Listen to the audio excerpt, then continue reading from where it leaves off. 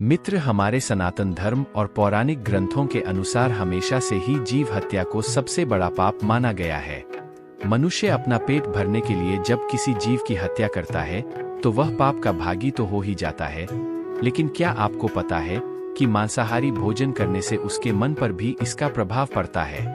जानने के लिए बने रहिए मेरे साथ इस वीडियो के अंत तक। नमस्कार दोस्तों, आप सभी का एक बार फिर स्वागत है। साथियों, वर्तमान समय में मांसाहारी भोजन करने का काफी प्रचलन बढ़ता जा रहा है। लोग अपनी जीव के स्वाद और शरीर को पोषण देने के नाम पर बिना सोचे समझे एक मासूम और बेजुबान जीव की हत्या कर देते हैं। वे जरा सा भी तरस नहीं खाते। एक जिंदा जीव को मारने से पहले हिंदू धर्म के अनुसार ऐसे लोग पापियों की श्रेणी में आते हैं और मृत्यु के बाद नर्क में अपने इन पापों का दंड भोंकना पड़ता है। इसके अलावा प्राचीन धर्म ग्रंथ पे यह भी बताते हैं कि मांसाहारी भोजन का प्रभाव जीवित व्यक्ति के मन पर भी पड़ता है। तभी तो हमारे यहाँ यह कहावत प्रचलित है कि जैसा खाओगे वैसा होगा।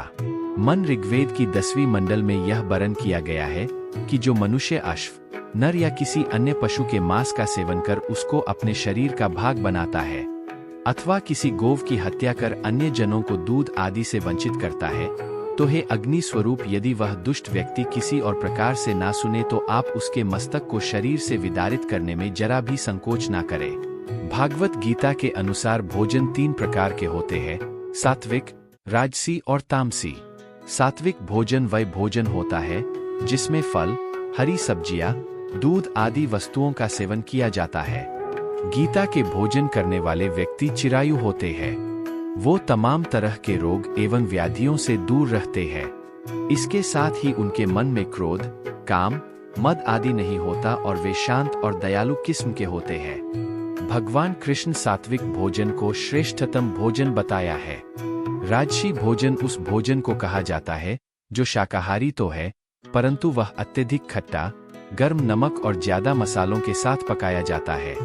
यह भोजन खाने में तो स्वादिष्ट लगेगा, परंतु मसालों, तेल आदि के कारण यह अपना मूल गुण और पोषक तत्व दोनों ही खो देगा।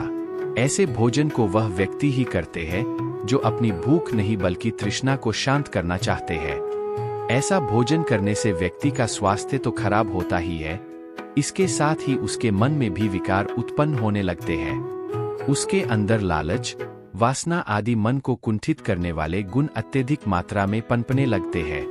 तामसिक भोजन उस भोजन को कहा जाता है जो कि अधपका है, रस रहित है, जिसके अंदर से दुर्गंध आती है, वह एकदम बासी है और इसके अलावा वह अपवित्र भी है। ऐसे भोजन में मदिरा एवं मांस को शामिल किया गया है। तामसिक भोजन मानवीय पाचन तंत्र के हिसाब से अत्यधिक खतरनाक है, ही साथ ही इसका सेवन करने वाले व्यक्ति के मन पर भी इसके नकारात्मक प्रभाव पड़ते हैं। मांस खाने वाले व्यक्ति का मन अशांत रहता है और उसके अंदर क्रोध, काम, विलासिता आदि उत्पन्न होने लगती है। उसके मन में किसी के भी प्रति दया भाव या प्रेम नहीं बचता। वह अत्यधिक उत्तेजित और क्रूर बन जाता है। मांसाहार के संबंध में गरुड़ पुराण में एक कथा का वर्णन किया गया है। उसके अनुसार एक बार एक राज्य में अकाल की वजह से अन्न का उत्पादन बहुत कम हुआ। इसके कारण जनता में चारों तरफ हाहाकार मचा हुआ था। परिस्थिति इतनी भयानक हो चुकी थी कि राजा भी सोच में पड़ गया कि अगर इस समस्या का जल्दी कोई उपाय नहीं निकाला गया तो राज्य के सभी अन्न के भंडार खत्म हो जाएंगे और लोग भूखों मरने लगेंगे। ये समस्या से निपटने के लिए राजधानी तत्कालीन प्रभाव से सभा बुलाई। उस सभा में सभी मंत्रीगण एवं दरबार के अन्य सदस्य पधारे। बारी बारी से सभी से पूछा गया कि राज्य को इतने बड़े खाद्य संकट से किस प्रकार बचाया जा सकता है। दरबार में उपस्थित सभी सदस्यों ने अपनी अपनी सलाह दी। तभी एक मंत्री जी की बारी आई और उन्होंने उपाय सुझाते हुए कहा कि हेमा महाराज, इतने कम समय में अन्न का दोबारा उपजाया जाना तो संभव नहीं है, परंतु यदि सारी प्रजा और मंत्रीगण मांस का सेवन करना शुरू कर दे तो इस संकट से निजात पाई जा सकती है। और महाराज, मांस तो हमें आसानी और तात्कालिक रूप से भी प्राप्त हो जाता है। हालांकि लगभग सभी सदस्यों ने इस बात का समर्थन किया, परंतु प्रधानमंत्री अभी भी चुप बैठे थे। यह देख राजा ने प्रधानमंत्री से पूछा कि बताइए प्रधानमंत्री जी, आप इस सुझाव से संतुष्ट है या नहीं? जब प्रधानमंत्री ने जवाब देते हुए कहा कि वह मांसाहारी के सुझाव पर सहमत नहीं है, तो राजा ने इसका कारण जानना चाहा।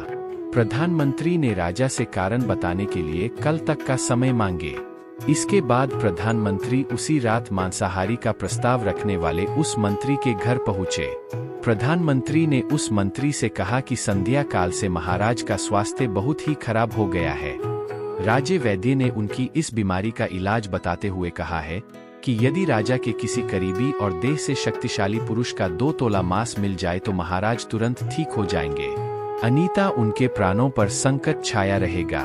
आप ही एकमात्र महाराज के सबसे चहीते व्यक्ति है और आप देह से भी अत्यधिक शक्तिशाली है। इसके लिए आप जो मूल्य लेना चाहे ले सकते हैं। इस काम के लिए राजकोष से आपको 1 लाख स्वर्ण मुद्राएं भी दी जाएंगी तथा इसके अलावा एक बड़ी जागीर भी आपके नाम की जा सकती है। आप राजी हो तो मैं कतार से आपके हृदय को चीरकर बस 2 तोला मांस निकाल लूं। यह सुनकर उस मंत्री के चेहरे का रंग फीका पड़ गया। वह सोचने लगा, जब जीवन ही नहीं रहेगा तो 2 लाख स्वर्ण मुद्राएं का मैं क्या करूंगा, और यह बड़ी जागीर भी किस काम आएगी। वह अपने कक्ष के अंदर की ओर गया और अपनी तिजोरी से 1 लाख स्वर्ण मुद्राएं लाकर गिड़गिड़ाते हुए बोला, महाराज ये 1 लाख मुद्राएं आप मुझसे ले लीजिए, परंतु मेरे प्राण बख्श दीजिए और आप इस पैसे से किसी और के हृदय का मांस खरीद लीजिए। उसके बाद प्रधानमंत्री बोले, क्योंकि मंत्री जी आप शरीर से मजबूत है और आपकी कदकाठी भी महाराज से मिलती जुलती है, इसलिए खासतौर पर आप ही का नाम लिया है। खुद को फंसता हुआ देख मंत्री ने अंगवस्त्र और जूते पहन लिए और प्रधानमंत्री से याचना करने लगा कि वो इसके योग्य नहीं है। जब प्राणी नहीं रहेंगे तो वो इस धन संपदा का क्या करेगा। प्रधानमंत्री जी आप चाहे तो मेरी सारी संपत्ति ले ले, परंतु मुझे जाने दे। इतना कहकर वह अपने घोड़े की ओर भागा और उस पर छलांग लगाकर बैठ गया।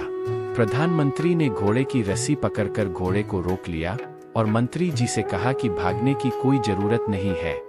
मंत्री जी आप आराम से घर पर ही रहेंगे, मैं किसी और से मांग लेता हूं जाकर। यह कहकर प्रधानमंत्री जी वहां से चले गए। उसके बाद मुद्राएं लेकर वे बारी बारी से सभी मंत्रियों के घर पहुंचे, परंतु कोई भी राजी न हुआ। सबने अपने अपने बचाव के लिए प्रधानमंत्री जी को लाख लाख मुद्राएं तक दे दी। अगली सुबह जब दरबार लगा, सभी मंत्री समय से पहले ही दरबार में पहुंच गए। सभी ये जानने को बेचैन थे कि महाराज का स्वास्थ्य कैसा है। थोड़ी देर बाद सभा में महाराज का आगमन हुआ और सिंहासन पर आकर बैठ गए। सभी मंत्री गण महाराज को स्वस्थ देखकर आश्चर्यचकित रह गए। प्रधानमंत्री ने उनसे इतना बड़ा झूठ बोला। तभी प्रधानमंत्री ने राजा के समक्ष 1 करोड़ स्वर्ण मुद्राएं लाकर रख दी और राजा से बोले, महाराज 2 तोले मांस के लिए इतनी धनराशि जुटाई है और मांस नहीं मिला। सभी मंत्रियों को बड़ी बड़ी जागीरें नाम करने के लिए कहा, परंतु फिर भी किसी ने 2 तोला मांस नहीं दिया। देख रहे हैं, महाराज आसानी से नहीं मिलता मांस। राजा को बात समझ में आ गई। उन्होंने प्रजा को अतिरिक्त परिश्रम करने का निवेदन किया और राजा के भंडार से अनाज निकालकर श्रमिकों को देना शुरू कर दिया। यह कहानी हमें बताती है कि जिस प्रकार एक मनुष्य की जान की कीमत अमूल्य है, उसी प्रकार इस संसार में पाए जाने वाले प्रत्येक जीव का जीवन अमूल्य है। अपनी जीव के स्वाद के लिए किसी मासूम की हत्या करना किसी भी सूरत में सही नहीं है। साथियों, आज के इस वीडियो में बस इतना ही। आशा करता हूं कि आपको ये वीडियो पसंद आई होगी। वीडियो को लाइक करें, शेयर करें और चैनल को सब्सक्राइब करना ना भूलें। मुझे दीजिए इजाजत। धन्यवाद।